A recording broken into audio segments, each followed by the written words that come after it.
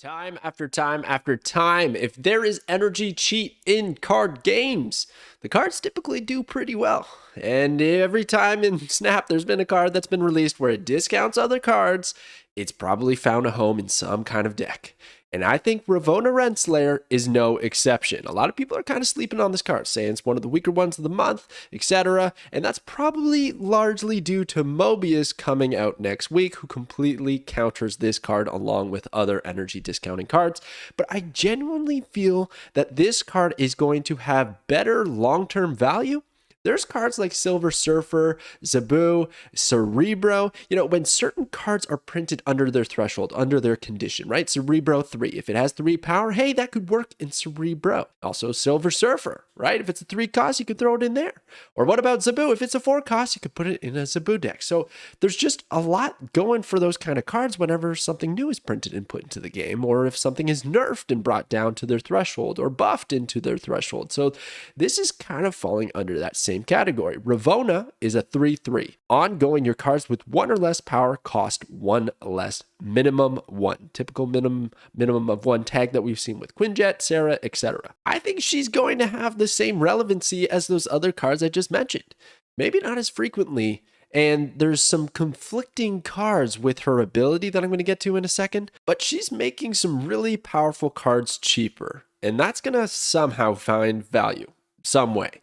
So in this video, we're going to talk about some deck lists that I've brewed up because I think there's some spicy ideas with this card. But I also have a full list of every single card that Ravonna is going to discount in the game. Really important to refer to whenever you're deck building with Ravonna, or if you want to get an idea of how many cards you can actually make use of her effect. And then we're also going to talk about some counters, and I got mechanics for you guys. So very quickly, I want to go over what else is in the spotlight caches. So we got the variant and Zabu. If you don't have him, he's a Series 4 card, costs 3,000 tokens. He's one of the better cards in the game, I would say, just because of his deck building capabilities. So if you don't have him, it's a great way to pick him up. And the spotlight cache is not too shabby. But the only thing is that Ravonna is a Series 4 card in herself. She's going to cost 3,000 tokens. And whenever those cards pop up, because they're so few and far between, that's what I save my tokens for, because it's so hard to get to 3,000 alone. 6,000 just feels impossible. So I'd much rather just pick up a card that I think is going to be decent at 3,000 tokens. So that's why I'm probably passing on the spotlight cache of things, but I'll get into whether I'm going to use tokens or not later on in the video. And then you got the Jean Grey variant there. That's an awesome Jean Grey, but I think a lot of people already picked up Jean Grey variants at this point in time, but that one's pretty sick. And if you don't have the card, she's okay, but probably still not worth spotlight cache for opening up. So that's what you got in this week's spotlight caches. We got a couple of variants. She doesn't have all that many, only 2. It's kind of weird. Not many variants on the cards this month, but the next month has a whole bunch. So that's cool to see. But anyways, let's get into all of the cards that are affected by Ravonna. All right, so if you're going to take anything from this video, I would screenshot this or something, because you could just filter in your collection, but then you're going to get bombarded with variants. And there's a lot of exceptions that I haven't included here that she's actually not going to work with. So this is a total of 26 cards. That's right. Her effect only affects 26 cards.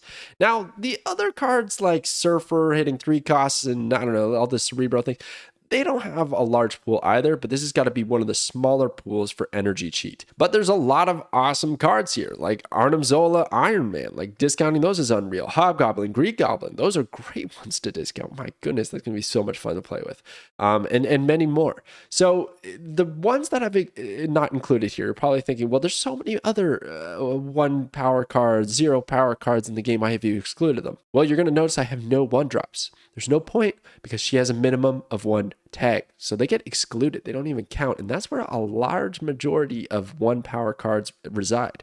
So she does not get to affect those unless they were somehow like Iceman or something like that in your hand, but that's just not even worth getting into. Another card that I've excluded is Null. Is the way Null works right now, and I'll get into this in mechanics, briefly touch it, but the way he works right now is that he's going to collect his power while in hand. So unless nothing's been destroyed or only something with 1 power has been destroyed, he will not get discounted. Maybe there's a strategy where you just hold off on destroying anything and then you play him for cheaper and then you play something else. I doubt it. I don't see that working. He is planned. Team Secondary has said and confirmed that they plan on changing him so that his power will just show when he's on the board, just like Mobius does, right? You don't actually see the power accumulating with Mobius whenever something's discarded. It's not until it actually hits the board does he get that burst of power, essentially. So Mobius, on the other hand, does work, right? That's why we got him right out there. But Null does not, so I've excluded him. So that's your list, 26 cards to kind of plan around. Now, you don't just throw all these cards in a deck because you got Ravonna. I mean, maybe that's something crazy. You even throw in Sarah there. You just get a lot of cards that discount like crazy. There's some really good ones here, like Darkhawk, right? That's a great card to discount. Cerebro package, Patriot package. There's a lot going on here. There's even a little bit of destroy, a little bit of discard, but there's a couple that are not so great. I'm looking at Mr. Negative. I don't think Mr. Negative is all that great. Now, they can kind of conflict, right? Because low power stuff, typically you want to build a Mr. Negative deck and flip it. But I don't think they're quite similar. Like if you look at it, Mr. Negative is going to flip your deck and then you have to draw, and he's later, so he's 4. With Ravonna, like you're discounting your hand. So the cards in your hand are the ones you don't need to focus on drawing. You've already immediately gotten the discount so long as your opponent doesn't counter you. Whereas Negative, you just got to draw. They all both have different counters. So I think they're quite different cards. Another one that's not very enticing to discount is Kang. I mean, Kang, you probably want to use him on the final turn anyways, and you reset and you get all your energy back. So cheating him doesn't matter at all. Like I don't really see an instance where you want to play him on 4.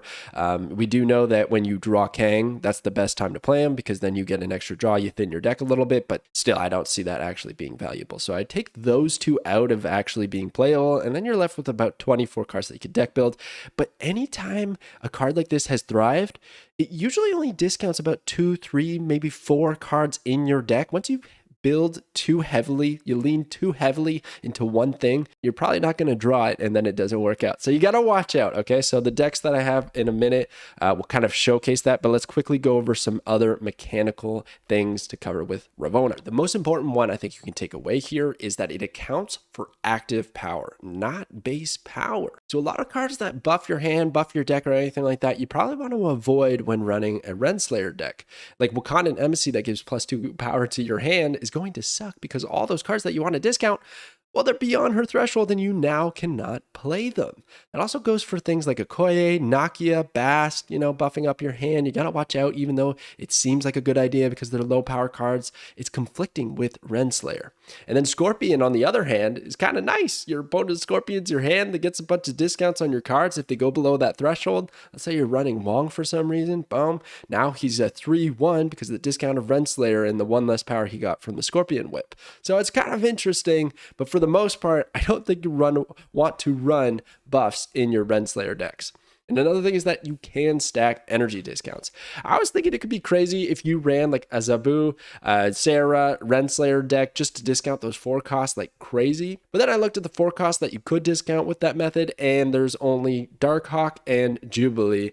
And I don't know if that's quite worth it, but hey, they're good cards and maybe there's a way or somehow it's worth it. I don't know. Definitely not next week with Mobius out. Another thing is it does not work with Null until he's fixed, as mentioned earlier. 2 cost cards discounted by Loki will not go to 0 with Ravonna on the board. Loki does his on reveal. It's a one-time discount. Bam. He puts them to 1. Ravonna checks. She sees that it's 1 cost. Her minimum of 1 tag activates, and she does not discount it further. It stays as a 1 cost. So some of the pros with Ravonna. Well, like I mentioned, reoccurring relevancy for any low power release. If it's got 1 or under, we're going to be like, hey, that could work in a Ravonna deck. So the long-term value that I see with this card is pretty high. There's going to be a lot of cards added to Snap. A lot of them are going to have low power and good effects, and they're probably going to benefit greatly from being discounted from Ravonna. So I really feel like long-term, this is a safe card to pick up. Energy cheat is always strong. Further backing that point, that time after time after time, we have seen discount cards, discount lists doing very well in the meta.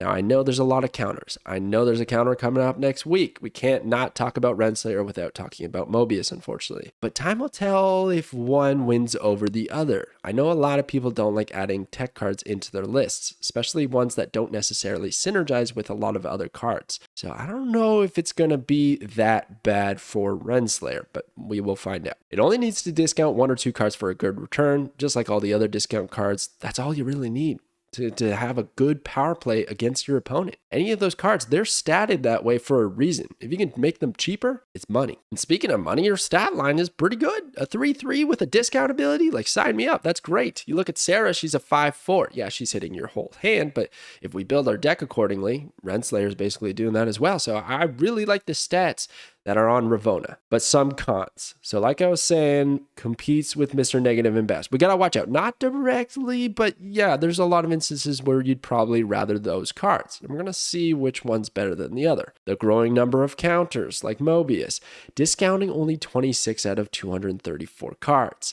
That's pretty wild when you think about it. There's a lot of cards that you don't really get benefits from Renslayer. But maybe, you only have 12 cards in the deck, so maybe those 26 make it worth it. And again, it's going to take time to be meta relevant. Patience with this card, I think. And I'm really happy that it's a Series 4 card and only 3,000 tokens. But we've been talking about counters. Let's have a look at them. If you're not planning on picking up Ravonna and you just want to counter the meta if she somehow takes it over like Loki did, I would plug in some of these cards. I got some spicy ones and some pretty basic ones. So Enchantress, Rogue, Echo. Those are your ongoing counters, right? Anytime there's an ongoing deck that's running rampant in the meta, you want to put one of those in to stop it, put an end to it. Very good cards to counter Ravonna. But another one that's kind of spicy is Lady Deathstrike, right? So yeah, we could destroy Ravonna herself, but a lot of her cards are going to have 1 or less power, meaning we don't even have to buff up Lady Deathstrike to destroy those. I quite like that route, even though the card isn't very popular and a lot of people probably don't have it. I don't even have it to try and counter. So, maybe someday when both are cheaper, maybe if that ever happens. Then you got Wave. Wave is pretty good, right? Because discounts don't really matter if you play Wave, but it could backfire because everything's going to go to 4, and then the Ravonna discount is going to apply, bringing them to 3. So if it's turn 6 and they have 2 cards that are 1 or less power, they're actually going to be able to play 2. So it's not a great counter leading up to the final turn, but if you want to slow them down along the way, it's not too bad. And then you can get something out a little bit bigger, maybe counter them. So I thought I'd put it in there. And then there's Mobius M. Mobius. Now, I can't not talk about this guy. He's just designed to counter Ravonna, and they're coming out week to week. So it's going to be really interesting to see when the dust settles who's going to remain on top. But yeah, definitely subscribe. If you're not subscribed already, we're going to talk about Mobius next week. We do these previews for every single new card. I'm very excited to talk about him. But first, we got to talk about some theory crafted deck lists I've brewed up for you guys with Ravonna. All right, so we already kind of went over the key synergies, so I'm not going to touch on those, but these are some of the better ones that I see, maybe even including Darkhawk in there. But here we have on the far left, Renslayer 3000, which yes, it's just a Cerebro 3 package, but I think it's going to be pretty sick with Ravonna. There's cards like Mystique, Cerebro, and Iron Man that are already existing in those Cerebro 3 decks, and now they get discounted, which is going to be a big deal because Mystique, Cerebro going down to 2, and you can play those both amazing. Getting Iron Man out early, backup plan, Iron Man Mystique, amazing. So I see a lot of potential with this deck list. We also have Professor X. I opt for that over Valkyrie in my Cerebro 3 decks, mostly because I really love locking down a lane and buffing it later if I need to with the Cerebro package. It catches a lot of players off guard. And you can also throw in Jeff there because we have Jeff. It's an easy splash into the Professor X lane. And then it also sets up for an easy Shang-Chi if I don't have priority on the final turn. But another thing I have in here is Bast. And I know they were saying they don't work together, and they don't necessarily. But I like having the option. If I don't draw Ravonna, I can use Bast to give Iron Man and Mystique and Cerebro the 3 power that they need to be relevant and get to that Cerebro 3 threshold. Whereas if I don't draw Bast and I draw Ravonna, at least they get discounted and I can play them to get their power output for my other cards or just buff up those locations. So I like the flexibility of having both options, but I could see somebody cutting one for the other and playing more into the 3-power route, or maybe adding one of those counters like Killmonger because he's 3-power and we don't have a whole lot of those here. We do have the buffed Shadow King, which is really sick. Crystal to draw further into our deck. Invisible Woman to hide the Mystique and Cerebro to protect them, or maybe even Iron Man. So I feel like there's a lot going for that deck. It's pretty strong. It took over the meta a little bit during the Loki time because, you know, Loki would get a bunch of cards, and if you didn't get the Cerebro, then he had kind of a weird assortment of cards in his hand, and this deck runs Shadow King, which directly counters those collectors, which also got nerfed, but nerfed into the Renslayer threshold, which is kind of interesting. So if we jump over to the right, the discard Slayer list, this might be one of the more powerful ones. So there's discard, right? Classic discard. You got your APOC, MODOK, Dracula, America Chavez, Lady Sif, Colleen Wing, Morbius, Swarm, and now I got Blade because he's a targeted discard, and I really like using him in discard lists now. It's just such good value. But also, I've got Angela and the Collector in here. So there's a lot of cards that are actually reaping the rewards of Ravonna. We got Dracula, Angela, Collector, and Morbius. 4 cards. I like those odds. And discounting the Collector so that we can throw them out cheap, discounting Angela so we can throw her out cheap, she's great with the Swarm or just a bunch of cards that we want to stack at one location. And then Morbius getting cheap as well. Like, it just makes it a lot easier to play these cards out so that your curve looks a little nicer. I find often in this kind of deck list, I end up just with a lot of cards that I have to discard because I gotta go the MODOK route because I got APOC in the hand and I know I'm drawing America Chavez. And if I got Dracula on the board, that's just a must. Well, now if I play Ravonna on 3 and I got Dracula and Morbius in hand, I can play them both on turn 4, play MODOK, then do my APOC America Chavez thing. So I feel like this could have a lot of potency and really buff up the discard Slayer discard lists. And lastly, in the middle there, I don't know how strong this one is, but I really wanted to find a way to bring back Odin. He's such a fun card. Everyone's getting him in their Conquest. If you're collecting those rewards, he's the Conquest variant.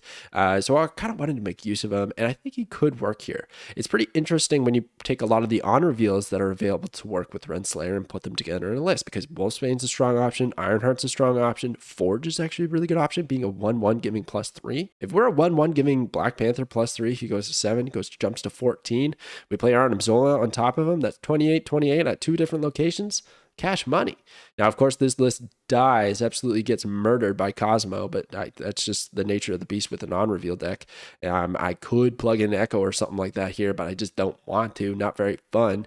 Green Goblin being cheap, so we can just throw that over if we need to. Storm is a nice option because we could throw on White Tiger to splash over, a Tiger over to the Storm location, or Arnim Zola splashing something over there, because we can play Arnim on turn 5, and then we can play Odin on turn 6. So if we go like White Tiger, Arnim, Odin, or I don't know, something else, like even Iron Lad copies one of these on reveals, and then we go Arnim, Odin. Like, there's a lot of opportunities. One of the worst opportunities is probably Iron Lad into Green Goblin. So maybe you want to take the Goblin out, but I really feel like the Goblins are going to be so good with Ravonna. I have another deck list that will be in the Snap.Fan articles. Definitely go check it out. We'll have the link in the description of this video when the article is released.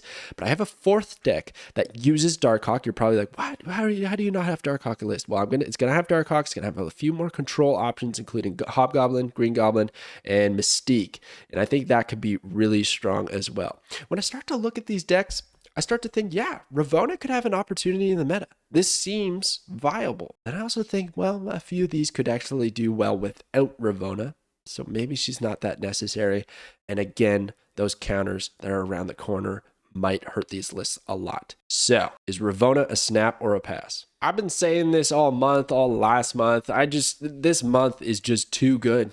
These cards are just too good to pass up for me. I've been saving up my resources. So I am dropping 3,000 tokens on Ravonna. I'm going to pick her up. I am not using my spotlight caches. I recommend you do the same if you have those available resources.